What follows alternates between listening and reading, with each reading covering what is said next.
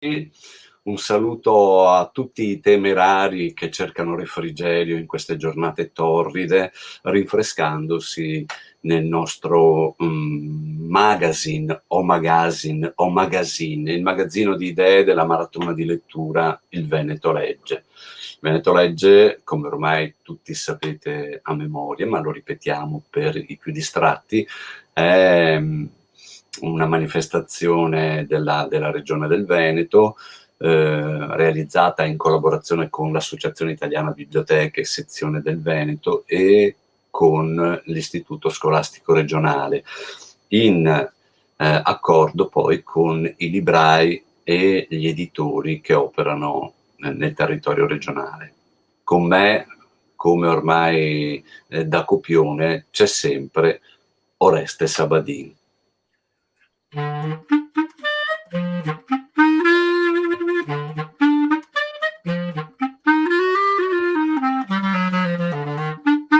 Buongiorno a tutti, buongiorno Livio. Eccoci qua al magazine numero 4 che si presenta anche questa volta, pieno di informazioni e notizie. Sì, perché il nostro magazzino, come ogni magazzino che si rispetti, è un magazzino pieno di cianfrusaglie, ma anche di tesori che noi andiamo a scoprire e a valorizzare come sempre. Allora, Oreste, nel nostro sito abbiamo già più di 200 eventi registrati, e quindi invitiamo i nostri lettori, bibliotecari, librai, editori a inserire i loro eventi nel programma di riscaldamento, e poi, se organizzeranno, ma per quello c'è senz'altro tempo, organizzeranno qualcosa per il 29 di settembre, inserirlo all'interno del programma della maratona. Ci stiamo allenando, sì, riscaldando i muscoli, sì, il muscolo della lettura. Volevi dire qualcosa, Oreste? No, ti dicevo che anche nella pagina Facebook del Veneto Legge siamo attivi a segnalare le vostre iniziative che riguardano incontri letterari, presentazione di libri, incontri di gruppi di lettura, attività nelle biblioteche e tutto quello che può riguardare la maratona e i temi della maratona. Se segnalate, se taggate il Veneto Legge da una parte con l'hashtag il Veneto Legge 2023 e dall'altra proprio con la chiocciolina Veneto Legge, è più facile per noi trovarli e poi darne diffusione. Benissimo, e allora, dopo queste informazioni di servizio, andiamo con il primo servizio. Oreste ha sentito per noi Valentina Berengo, che è una giornalista che si occupa di cultura.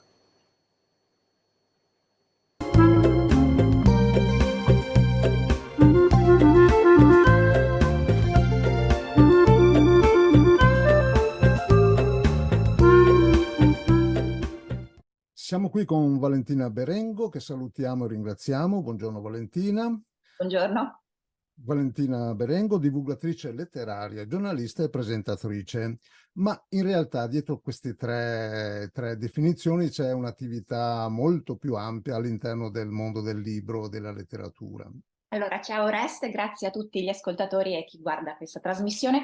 Allora, io mi occupo del libro in molti punti della catena di produzione del libro, nel senso che ho lavorato diversi anni come redattrice nella casa editrice dell'Università di Padova, chiama Padova University Press, e da lì mi è rimasto che mi occupo sono editor della collana divulgativa dei libri del giornale dell'università, giornale per il quale scrivo di editoria narrativa da una dozzina d'anni, si chiama Il Bo Live. Scrivo anche sul Foglio, scrivo su Minima e Moralia, ma la mia più grande passione è incontrare sia i lettori che gli scrittori, perché questo è il viaggio che fa il libro, passa dalla penna, dal pensiero, dall'animo dello scrittore e arriva all'animo del lettore. Io mi sento soprattutto una grande lettrice, è per quello che questo lavoro mi si attaglia bene, perché leggere i libri per me è una cosa incredibile, un'esperienza importantissima, e quindi io da una parte presento gli scrittori in contesti letterari di vario tipo, festival, presentazioni in libreria, rassegne. Nel mio programma online di presentazione di scrittori, che si chiama Scrittori a Domicilio, nato il 6 marzo del 2020, quindi 2 giorni prima del lockdown che iniziasse, ma che continua tuttora anche quando siamo liberi di circolare, perché è diventata un'abitudine quella di incontrarsi online. I lettori sono presenti e quindi ascoltano anche in questa forma, e agli scrittori secondo me tutto sommato è una dimensione che piace. E poi i lettori li incontro da tantissimi anni, perché mi ero inventata con una collega che si chiama Gioia Lovison un progetto di consigli di lettura che si chiamava Personal Book Shopper, dimmi chi sei e ti dirò cosa leggere. Lo abbiamo fatto in radio, sulla radio dell'Università di Padova, su Radio M2O, su Radio Capital, lo abbiamo fatto nelle librerie, ai festival, incontravamo le persone di persona, facevamo qualche domanda e poi consigliavamo dei libri da leggere, perché l'idea chiave, e io ne sono fortemente convinta, è che ogni lettore ha il suo libro e si tratta solo di incontrare il libro giusto al momento giusto. Quindi uno stesso libro può in un momento della tua vita piacerti e in un altro non piacerti più. Ecco, questo mi ha permesso di incontrare tantissimi lettori che, attraverso un sito che avevamo messo in piedi, che c'è ancora, si chiama appunto il personalbookshopper.it, si poteva chiedere questo consiglio di lettura, ci arrivava una mail e io trascorrevo tutto il venerdì, per diversi anni, a rispondere alle richieste di consiglio dei lettori. Nel tuo sito valentinaberengo.it leggo nella sezione La mia strada, inizia nel 2006 con una laurea in ingegneria e poi con questo dottorato in ingegneria geotecnica. Allora, dico malamente, magari geotecnica è questa disciplina che si occupa dello studio di un ambiente nel suo insieme, sotto, sopra, in parte, eccetera, per poi dopo poter intervenire nella maniera più corretta, no? Questa formazione, questa idea di studio all'interno anche degli elementi, ti è servita poi, continua a servirti, ti accompagna in questa nuova fase o diversa fase della tua vita in cui ti occupi di letteratura che sembra un territorio così lontano? Allora, Oreste, ti confesso che io credo fortissimamente nell'uomo rinascimentale, quindi la distinzione dei saperi per me non ha senso di esistere. Quindi è vero, io sono laureata in ingegneria, ho un dottorato in ingegneria, ho fatto l'ingegnere geotecnico, cioè mi occupavo di studio del sottosuolo e delle opere che dal sottosuolo poi emergono effettivamente, come dicevi, in altezza, oppure si sviluppano nel sottosuolo, gallerie, sottopassi, diaframmi. Paratie. L'ingegneria fa parte di me e non credo che appunto ci sia che questo non sia un'aporia, e devo dirti che ci sono dei concetti chiave che mi sono rimasti dallo studio delle STEM, che mi tornano sempre in mente quando mi occupo di libri. Per esempio ce n'è uno, si chiama punto di snervamento. Ogni materiale ha una curva di comportamento, sforzo, deformazione, quindi mano a mano che il materiale viene caricato, cioè o tirato o spinto, si deforma.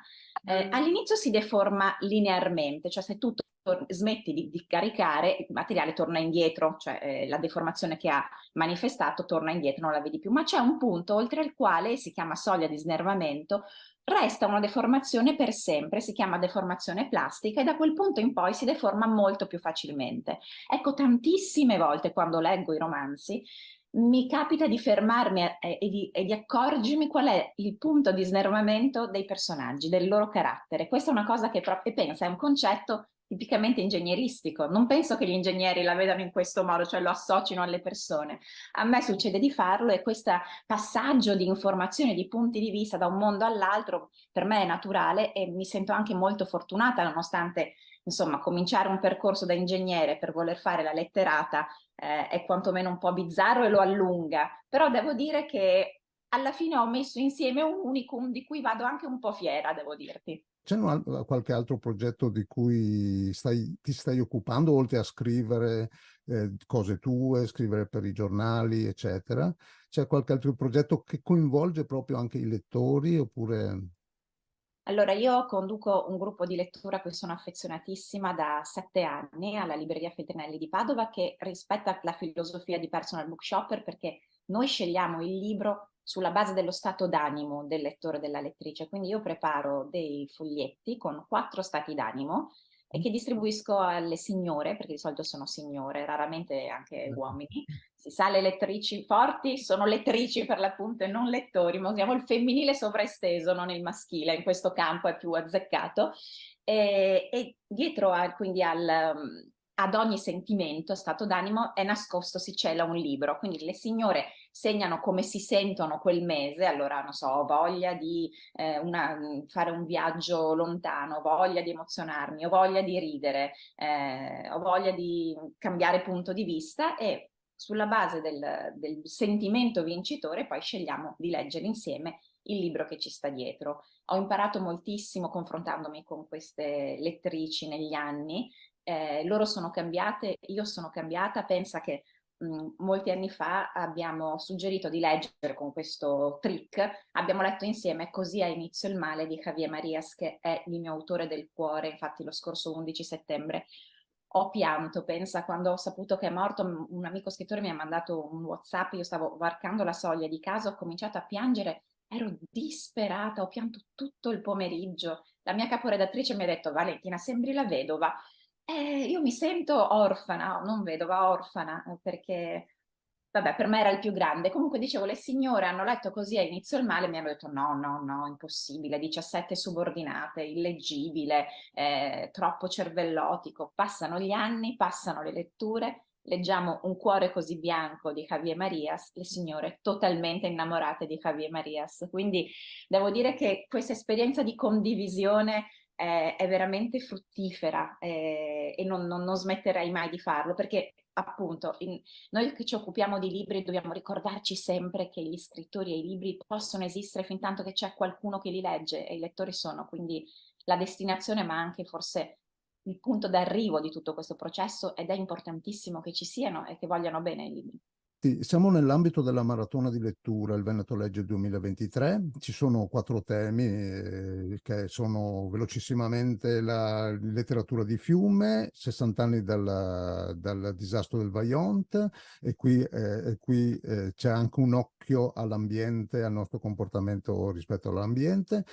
60 anni dalla pubblicazione di Libera non sa male, 100 anni di Calvino. Allora, visto che pensando al tuo personal bookshopper, hai un libro che può incrociare uno o più di questi temi?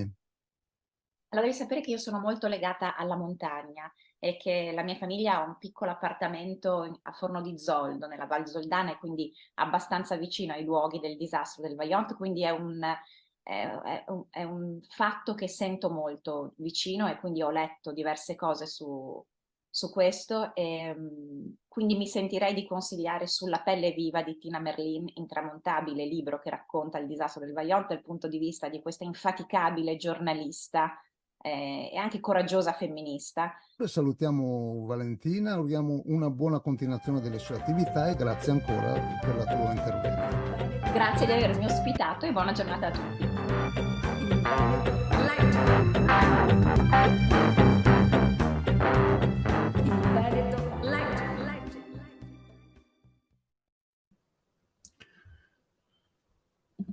Bene, allora dopo questa chiacchierata con Valentina Berengo, anche lei ha citato i gruppi di lettura, e andiamo proprio nell'ambito dei gruppi di lettura. Da un ultimo censimento fatto dai gruppi di lettura in Veneto sono sorti dei numeri che dicono che in Veneto ci sono almeno 250 gruppi di lettura. Una parte di queste, che sono in aumento negli ultimi anni, è proprio dedicata ai gruppi di lettura ragazzi. Questa particolare fascia di età che si occupa di lettura, si trova e si discute come un gruppo di lettura. Allora abbiamo sentito, Livio ha sentito alcuni di questi gruppi di lettura, e sentiamo qual è lo stato e cosa ci raccontano queste realtà. Prego Livio Vanello.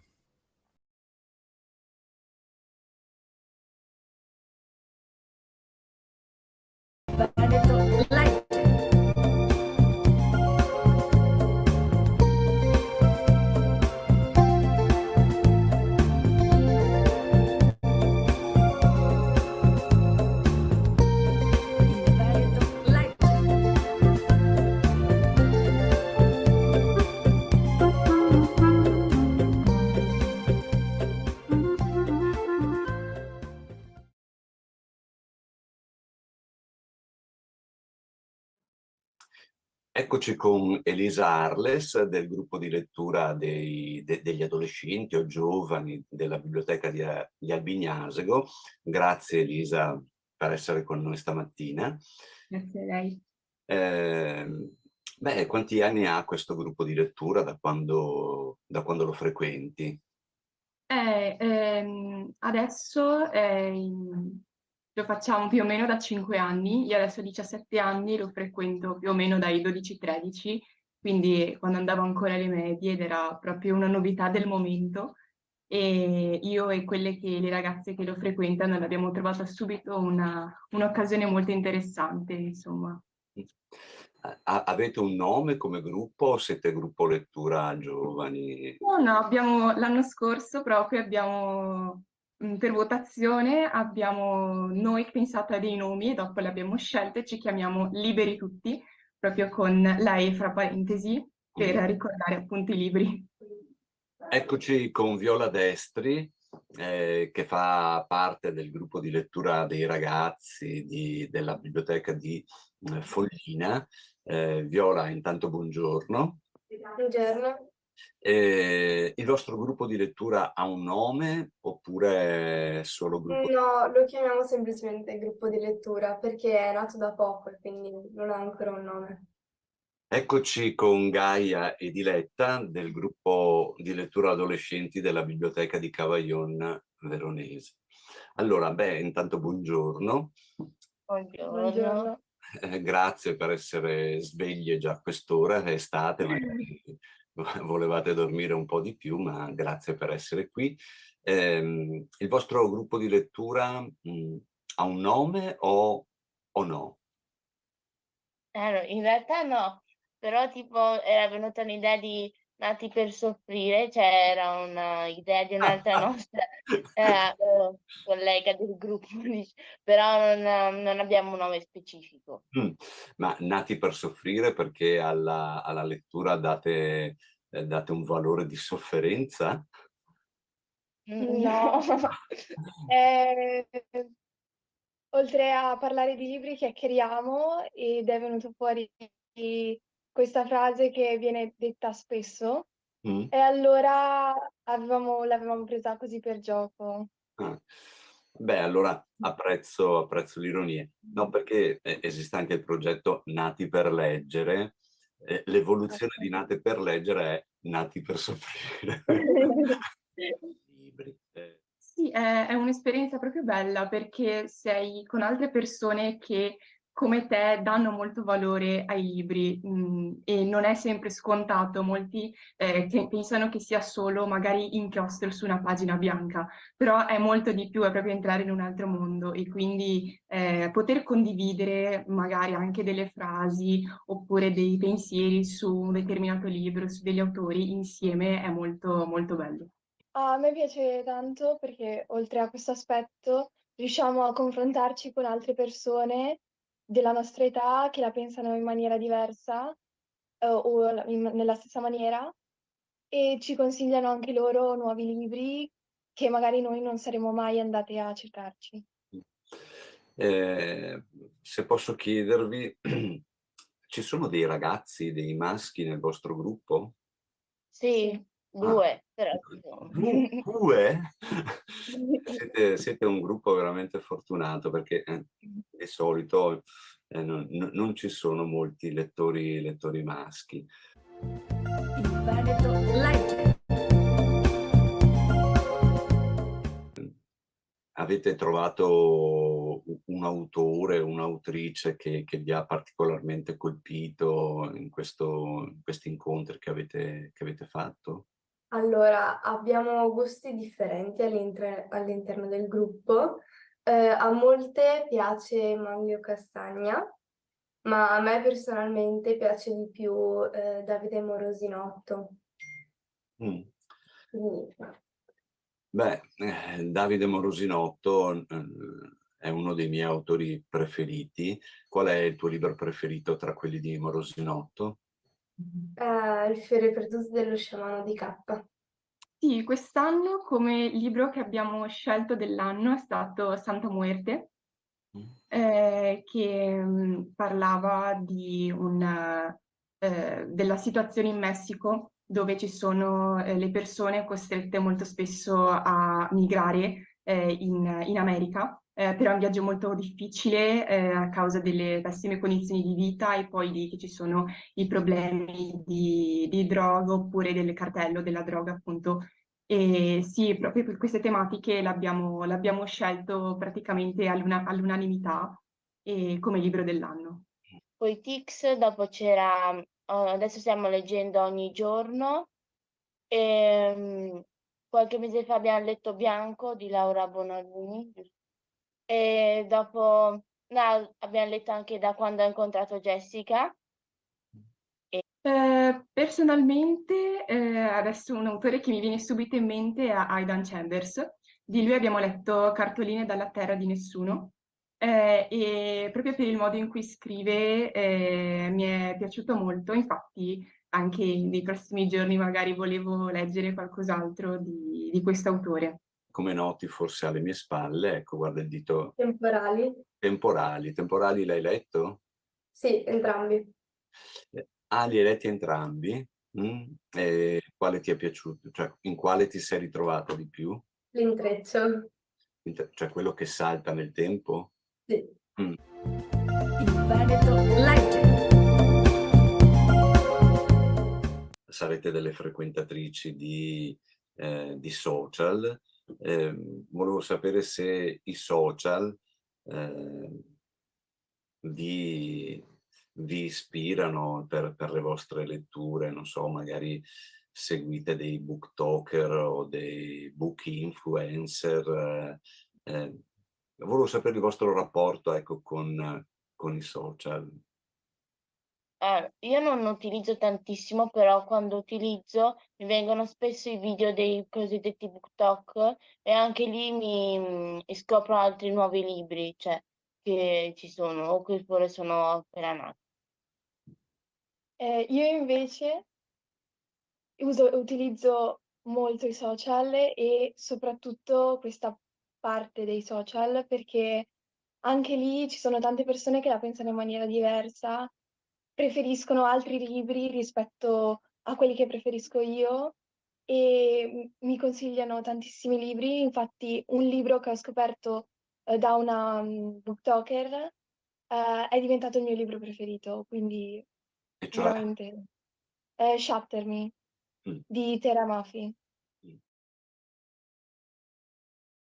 Allora, io uso principalmente Instagram come social e sì, alle volte scorrendo mi capita di trovare dei consigli sui libri oppure delle citazioni da libri o da autori e quindi vado a cercarmi magari anche su Google che libri sono e la maggior parte delle volte alla fine li prendo. Sì, beh, praticamente ogni volta che apro il telefono o qualche social media ci sono pagine di libri perché ormai conoscono anche il telefono, conosce i miei gusti, però personalmente preferisco cercare io i titoli proprio su internet oppure andare direttamente in biblioteca e poi leggermi la trama per conto mio senza avere pareri esterni.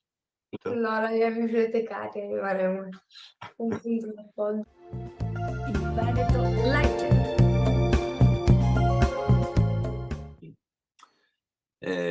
Vi è mai capitato di incontrare un autore o un'autrice che avete letto dal vivo, in presenza?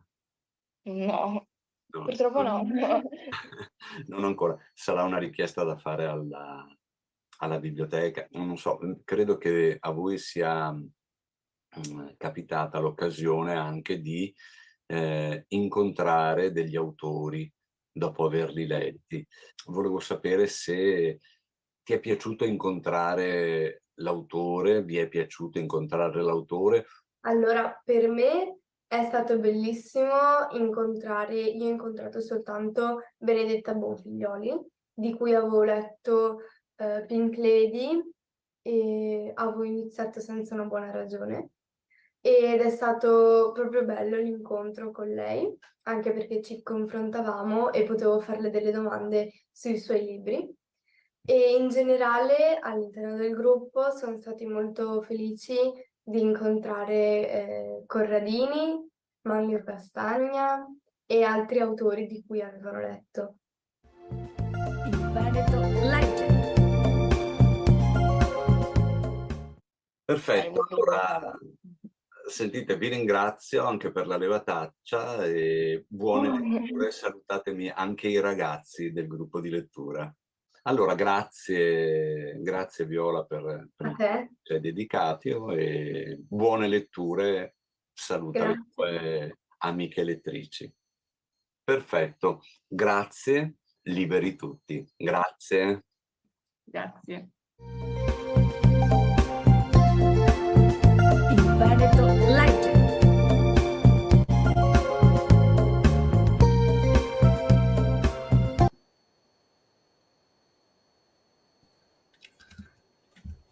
Dopo aver sentito queste voci fresche di lettrici dei gruppi di lettura che ben ci fanno sperare nel fatto che la lettura è sempre un terreno e un valore praticato, no? Anche dalle più giovani, anche da 2 ragazzi, Oreste, 2 ragazzi. Allora, dopo questa panoramica sui gruppi di lettura dei ragazzi, arriva la prima parte della locandiniera.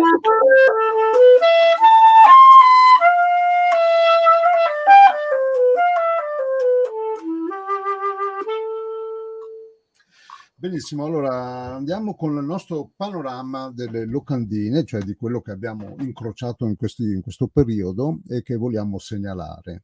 Andiamo subito in provincia di Belluno con questa Trichiana Paese del Libro, libri e autori in Borgo Belluna dal 24 al 29 luglio.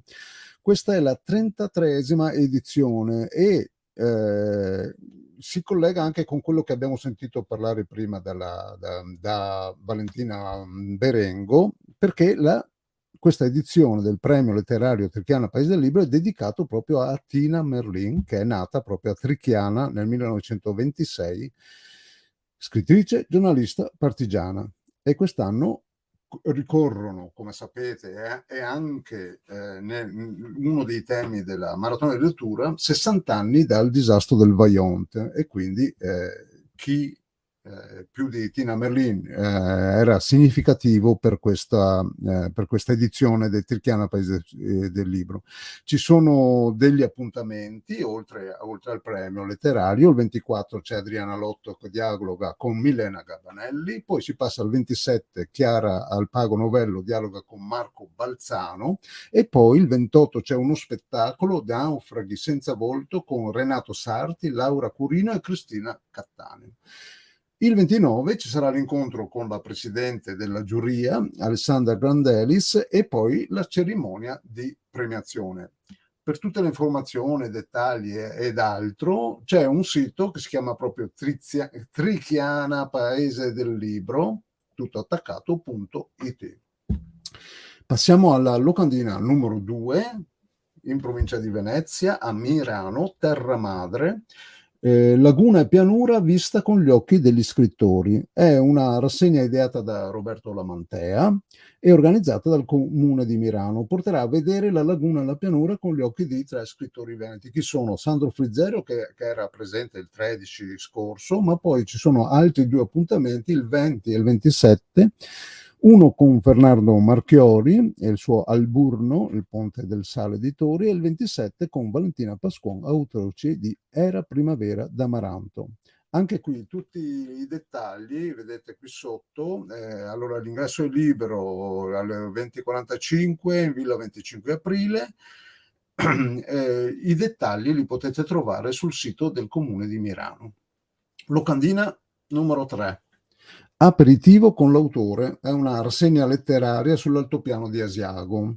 Sono eventi che vanno da luglio a agosto, e questa estate sull'altopiano prevede, oltre a vari appuntamenti con letterari, di concerti e varie altre proposte culturali, anche questo aperitivo con l'autore, organizzata dalla libreria Giunti al Punto di Asiago. Si svolge in tre punti diversi, che sono Asiago, Enego e Gallio, e c'è un programma, come potete vedere dalla locandina, molto articolato, quindi se siete interessati vi consigliamo di andare sul sito asiago.it, dove trovare tutte le informazioni di questi incontri con diversi autori. Locandina numero 4. Dove andiamo questa volta? Andiamo online. La casa editrice Helvetia Editrice, che è di Venezia, continua i suoi appuntamenti con l'atelier di lettura scrittiva con la sessione estiva che si svolge proprio online a cura dello scrittore Roberto Ferrucci. Comincia proprio oggi, naturalmente bisogna iscriversi, c'è una quota, se qualcuno è ancora interessato può scrivere anche oggi a info@helvetiaeditrice.com e vedere se è ancora possibile. E comunque è una cosa che continua nel tempo, questi appuntamenti con l'atelier di lettura e scrittura creativa. Andiamo invece alla prossima locandina, dove siamo? Eccoci qua. Ponte nelle Alpi, nel Bellunese. Questa sera, no scusate, non questa sera, ma il 21 luglio alle 20:30 Matteo Melchiorre incontra il pubblico e dialogherà con Serena Dal Borgo. A proposito del suo ultimo libro che è uscito con Inaudi, Il Duca. Nel pomeriggio il gruppo di lettura che ha organizzato questo incontro si troverà per discutere del libro che hanno letto. Quindi se siete interessati a sentire dal vivo cosa dice Matteo Melchiorre su questa sua ultima fatica, Ponte nelle Alpi, 21 luglio alle ore 20:30, tutte le informazioni, i dettagli e altro presso la Biblioteca Civica di Ponte nelle Alpi. Direi che possiamo chiudere qui questa prima fase della locandina e passare al prossimo intervento. Andiamo in provincia di Treviso, a Montebelluna e specialmente in biblioteca, nella biblioteca comunale, per parlare con Mirka D'Ariva, con Livio Vianello. Si parlerà di varie cose e segnaliamo, dopo magari ne parliamo più approfonditamente, che all'interno della maratona di lettura Il Veneto Legge 2023, l'8 settembre, la Biblioteca Comunale di Montebelluna e il Museo di Storia Naturale e Archeologia, sempre di Montebelluna, stanno preparando una giornata particolare dedicata alla letteratura scientifica, l'8 settembre presso il Museo proprio di Storia Naturale e Archeologia. Sarà un programma articolato che a presto manderemo i dettagli, ma intanto sentiamo cosa ci racconta Mirka D'Ariva della Biblioteca Comunale di Montebelluna. Il Veneto legge.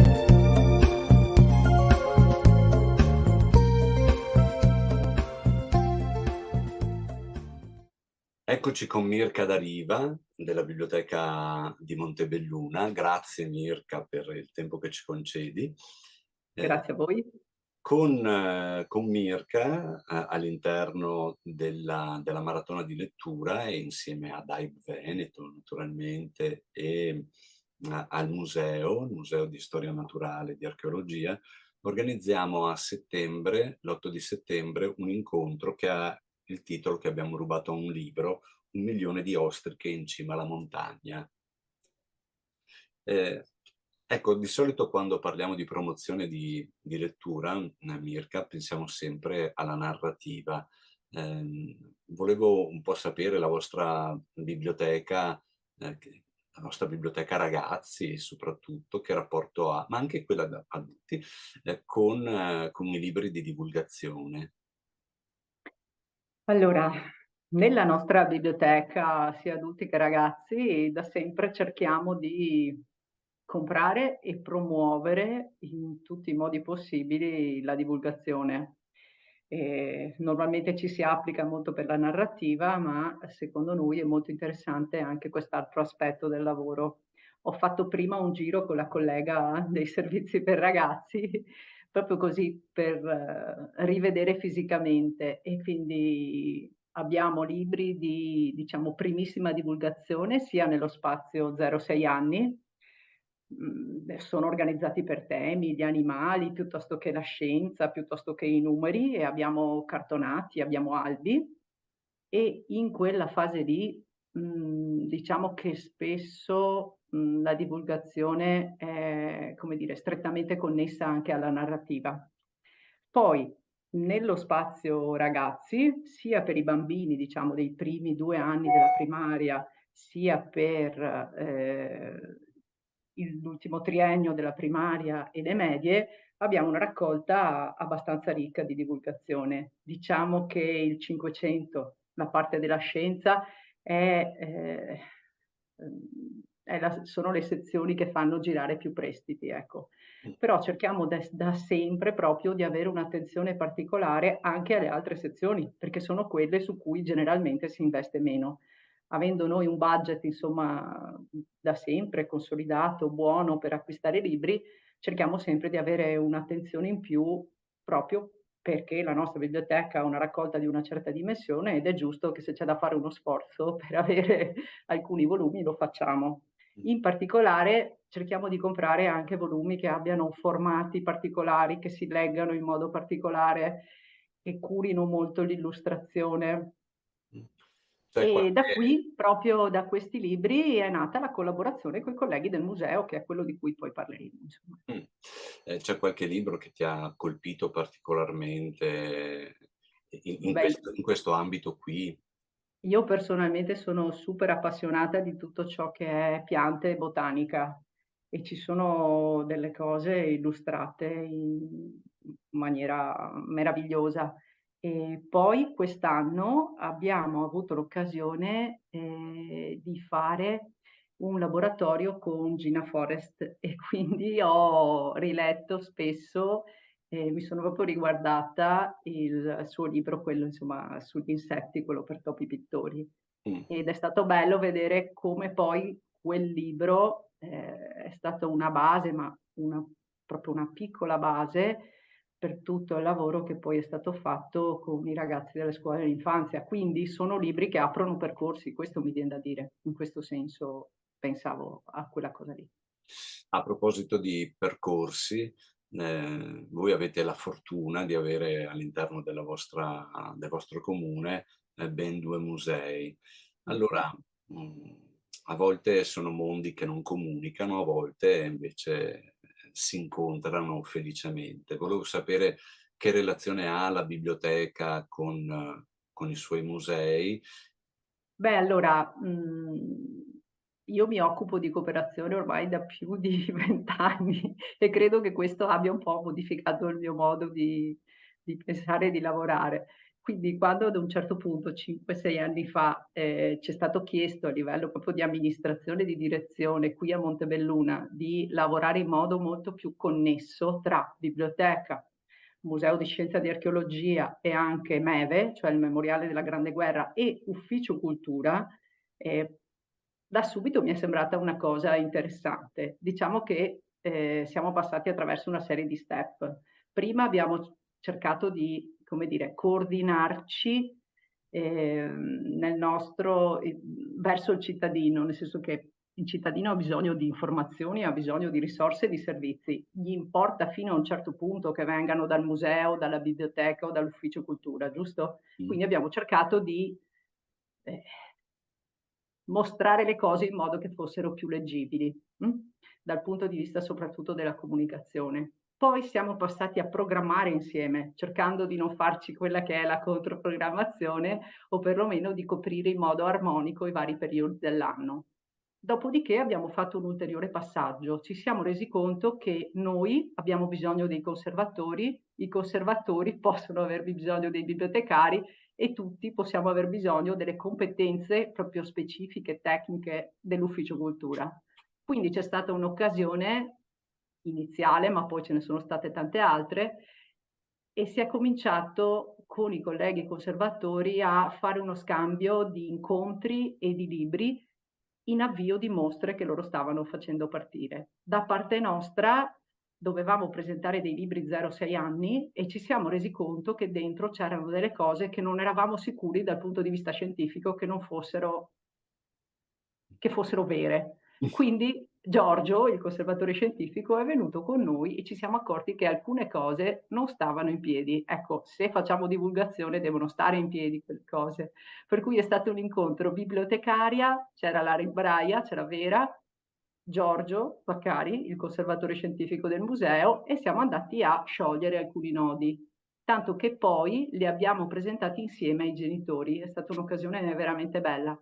D'altra parte, per avviare una mostra che loro stavano curando, ma anche questa che hanno adesso, che è quella sull'Agenda 2030, alcuni libri sono stati prima spunto e poi fisicamente presenti in mostra di fianco, diciamo, e insieme alla sezione museale su quel punto dell'Agenda 2030. Siamo passati poi anche a fare attività di promozione insieme. Avevamo cominciato nel 2019 con tutta una riflessione sul paesaggio in occasione del Veneto Legge con Paolo Malaguti. Sì, tu prima parlavi di piccole biblioteche, possiamo citare come esempio sicuramente la biblioteca di Crocetta, che è fisicamente a fianco del museo di Crocetta, dove c'è una sinergia meravigliosa, quindi non dipende dalle dimensioni del comune. Mi sento proprio di dirlo. Basta mettere un piede a Crocetta e si percepisce immediatamente questo scambio, sì.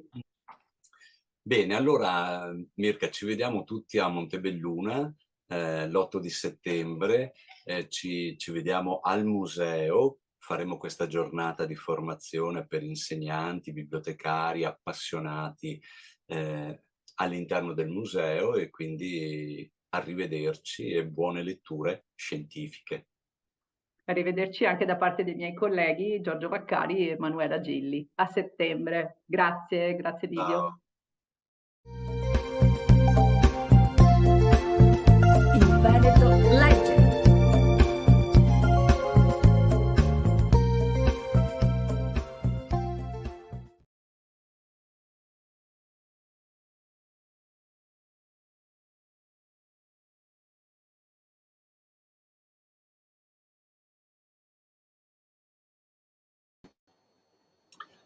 Rieccoci, ringraziamo naturalmente Mirka D'Ariva. L'8 settembre organizziamo insieme alla biblioteca ad AIB Veneto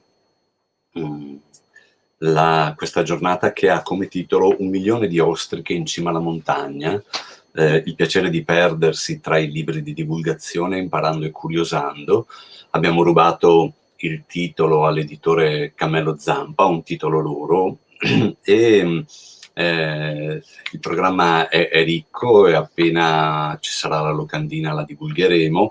Saranno con noi Roberta Favia di Teste Fiorite, Sara Saurin e Livia Rocchi di Cammello Zampa, e poi Mirka D'Ariva, Emanuela Gilli e Giorgio Vaccari di Biblioteca e Museo.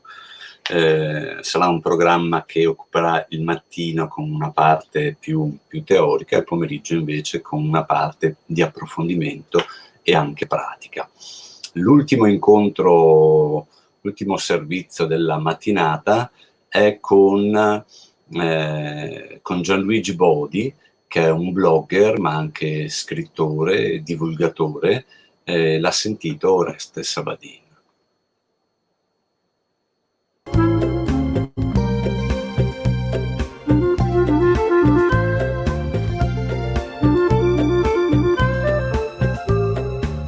Diamo il benvenuto a Gianluigi Bodi, un blogger, ideatore di questo Senza Audio, un sito che parla di libri. Buongiorno Gianluigi e grazie per essere con noi. Ciao Oreste, grazie mille di essere un ospite così gentile e di avermi invitato a fare 4 chiacchiere. Bene, allora quattro chiacchiere che cominciamo subito con questo sito, con questo blog senza audio, che mi sembra che si occupi soprattutto di case editrici indipendenti. Allora, due parole sul blog e poi com'è secondo te lo stato di questa particolare settore del mondo del libro, delle case indipendenti? Senza Audio è nato ad aprile del 2013. Devo dire che il mio rapporto con le case editrici indipendenti fino a quel momento lì era abbastanza scarso, perché fondamentalmente all'epoca frequentavo le grandi librerie di catena, che hanno una bibliodiversità abbastanza ridotta. E poi però mi è capitato a Venezia di iniziare a frequentare la libreria Marco Polo quando era ancora in Cale Malibran, quindi era molto piccola.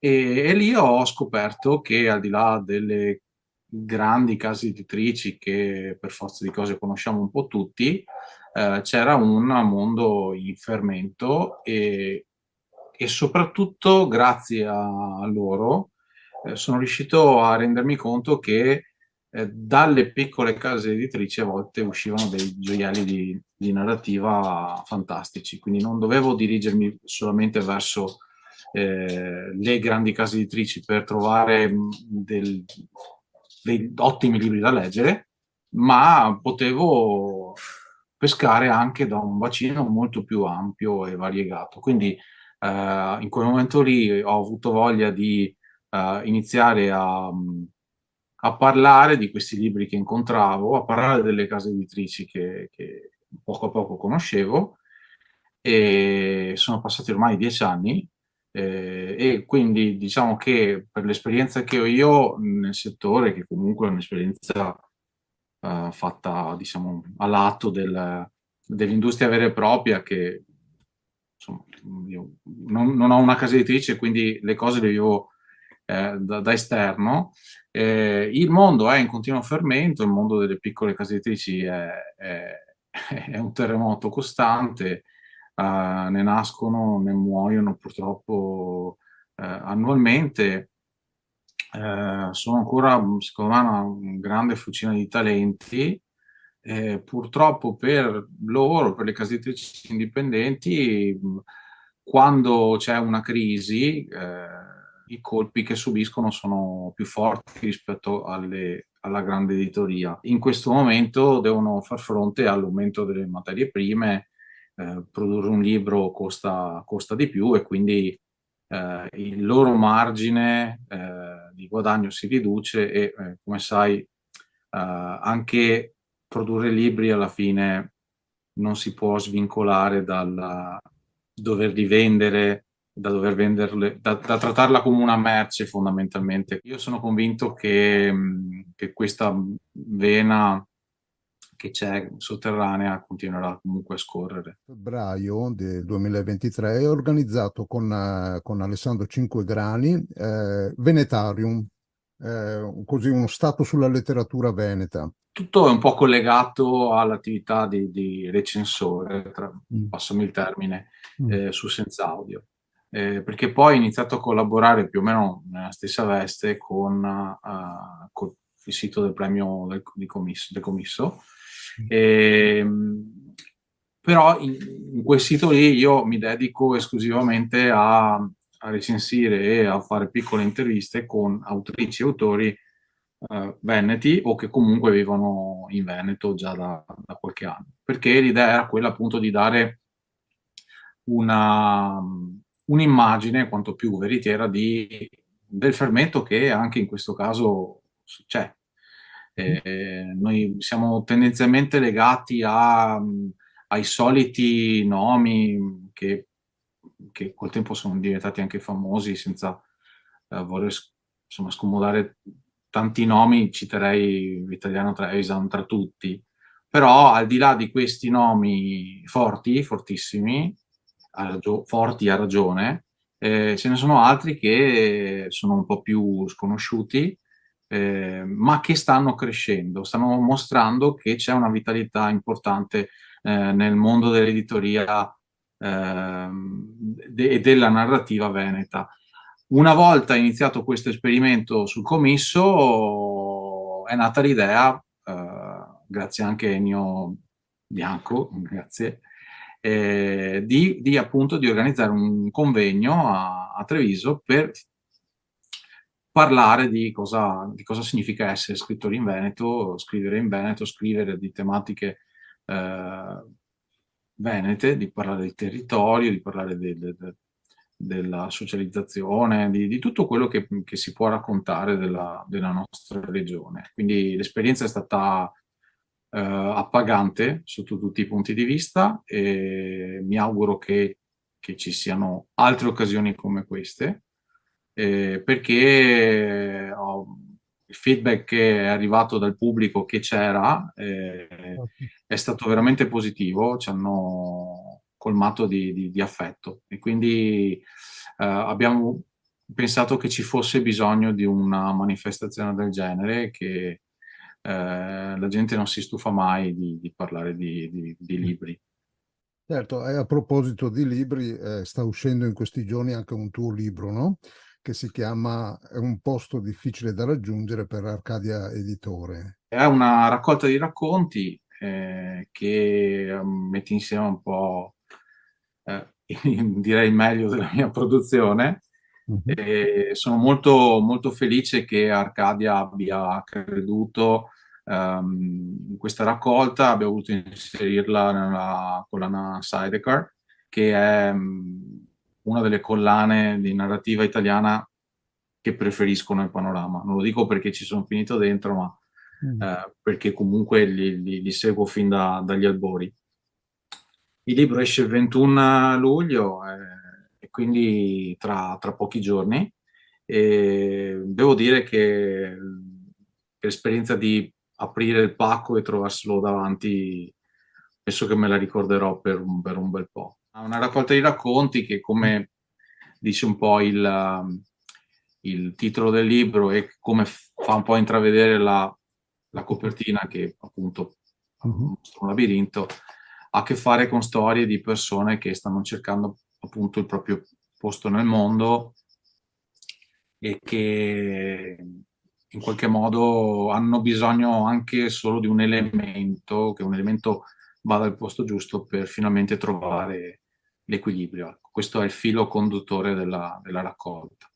Bene, allora benvenuto a questo nuovo libro e auguriamo a tutti una buona lettura e a trovare, magari anche grazie a questi racconti, il proprio posto nel mondo. Senti, siamo nell'ambito della maratona di lettura al Veneto Legge 2023. Uno dei temi di questa maratona di quest'anno è il centenario di Calvino. Hai un libro che può intrecciarsi in qualche modo, uno degli autori che conosci, che hai conosciuto in questi 10 anni, che può intrecciarsi con questo centenario? Quando ho visto i temi della maratona mi ha colpito che ci fosse, a ragione veduta, Calvino, perché ho letto da poco appunto un libro che ha tra i suoi protagonisti Calvino, ed è Il bambino e le isole di Marino Magliani, che è uscito, vedi il sottotitolo, dice appunto Un sogno di Calvino.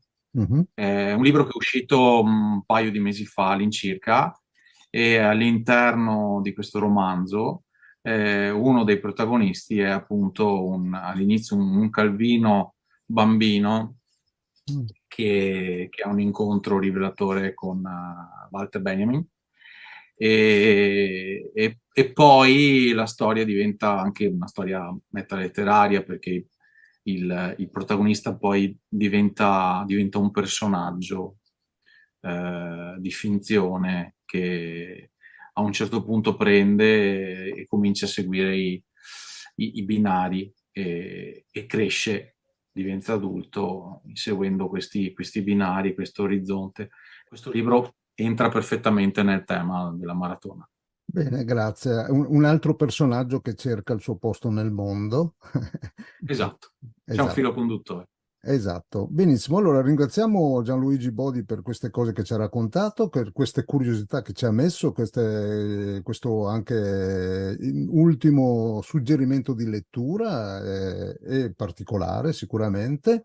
Andate a vedere il suo blog che parla di libri, così avrete modo di seguire i suoi percorsi letterari. Grazie Gianluigi, buona lettura anche a te e alla prossima. Grazie mille Oreste, grazie a tutti e alla prossima. Ciao. Il Veneto legge.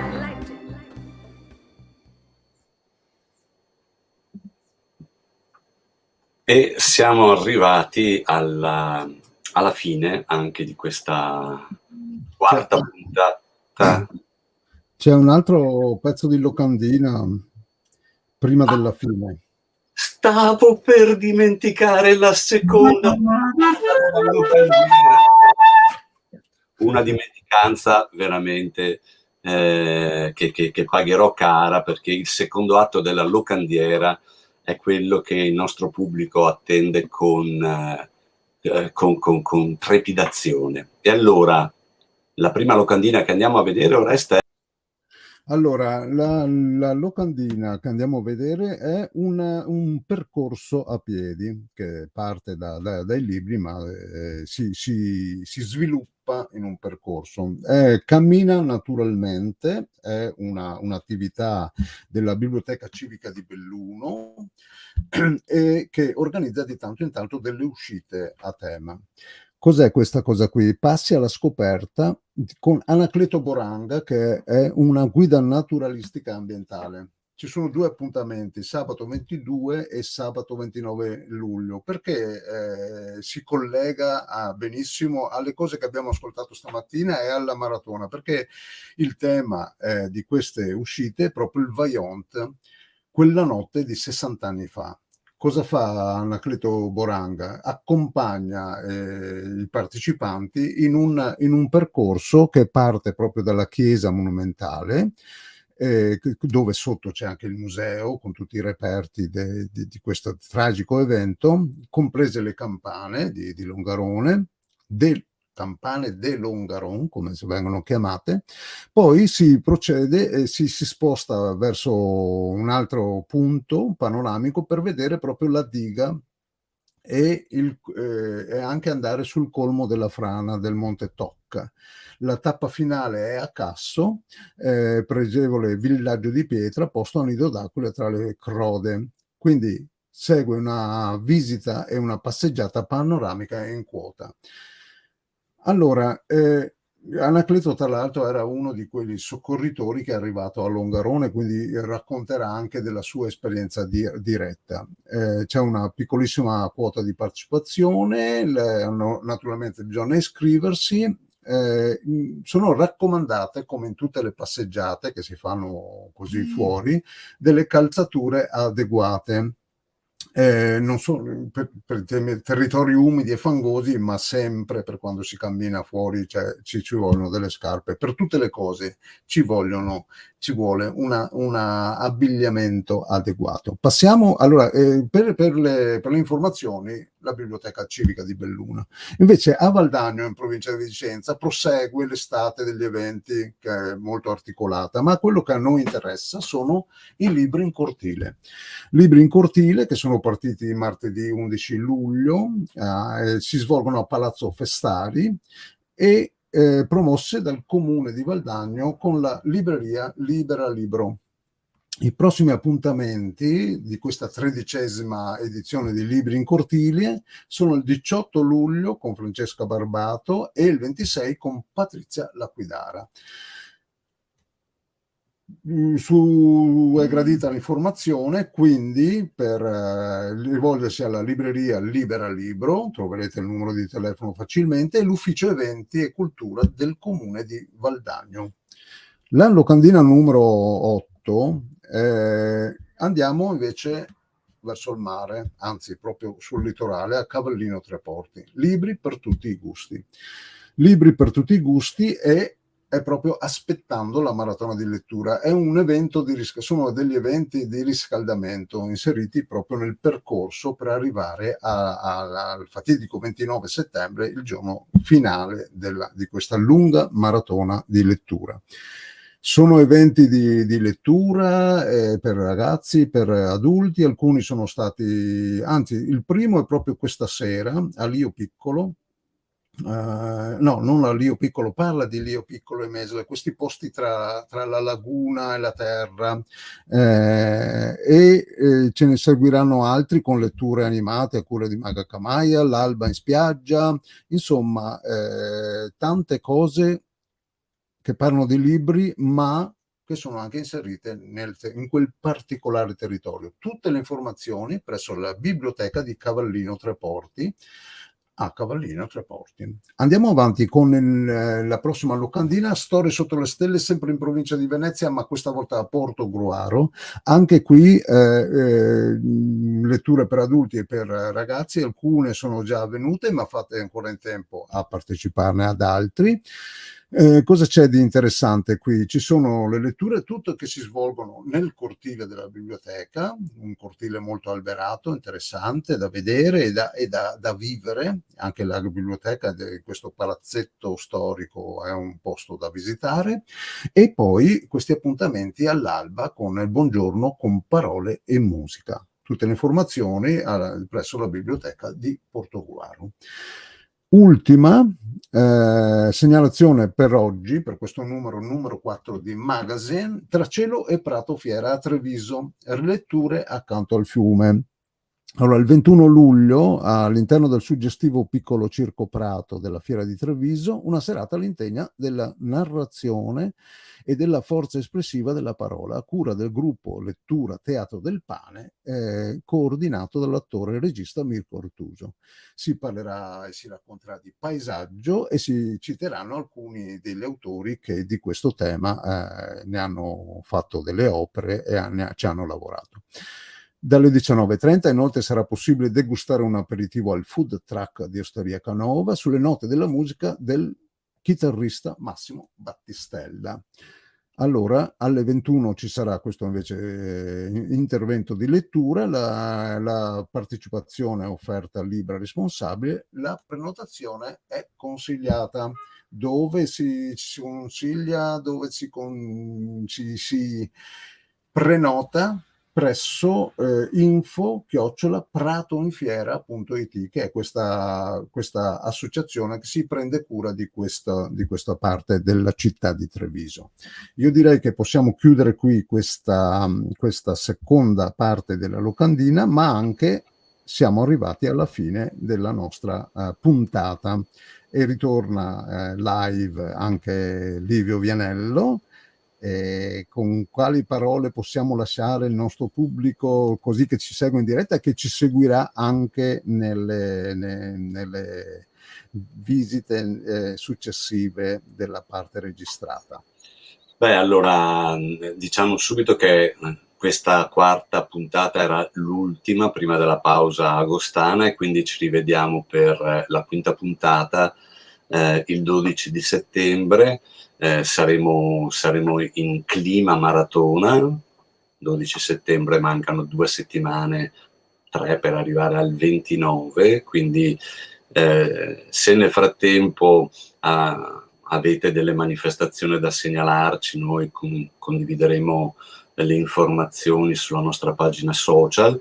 E invece se avete delle manifestazioni che state organizzando, vi invitiamo a inserirle sempre nel sito www.ilvenetolegge.it per ingrossare le file degli eventi della maratona di lettura. Quindi certo. Ci vediamo. Sì, volevo segnalare anche che se aggiungete i tag per noi sarà più facile trovarvi. Allora ci sono 2 tag da aggiungere. Uno è proprio quello classico cancelletto il Veneto Legge 2023. Il secondo è chiocciola il Veneto Legge, che così troviamo la notifica e intercettiamo con più facilità negli eventi segnalati. E allora buona pausa agostana, la lettura non va in vacanza e quindi buone letture a tutti, ci rivediamo a settembre e vi deliziamo con il nostro trailer ormai classico. Grazie a tutti per seguirci continuamente e arrivederci a settembre. Buone letture anche da parte mia. Pronti? Partenza? Via! Non siete allenati per una maratona? Questa è una maratona che si può correre anche seduti in poltrona. Non stiamo scherzando. Vi invitiamo ad una maratona di lettura. Venerdì 29 settembre il Veneto legge. In tutta la regione si leggerà. Nelle biblioteche, nelle scuole, nelle librerie, negli archivi, nei musei. E chi vuole può organizzarsi a casa con i propri figli o con i propri amici. Bibliotecari, insegnanti, editori, lettori professionisti e volontari, librai, gruppi di lettura scenderanno in pista. Cosa aspettate ad unirvi a noi? Visitate il sito www.ilvenetolegge.it e troverete informazioni dettagliate su come iscriversi alla maratona e ricevere i materiali per prepararsi al meglio. Per arrivare senza il fiatone alla fine della lettura, allenarsi un po' non guasta. Il Veneto legge. Segna la data e seguici passo dopo passo.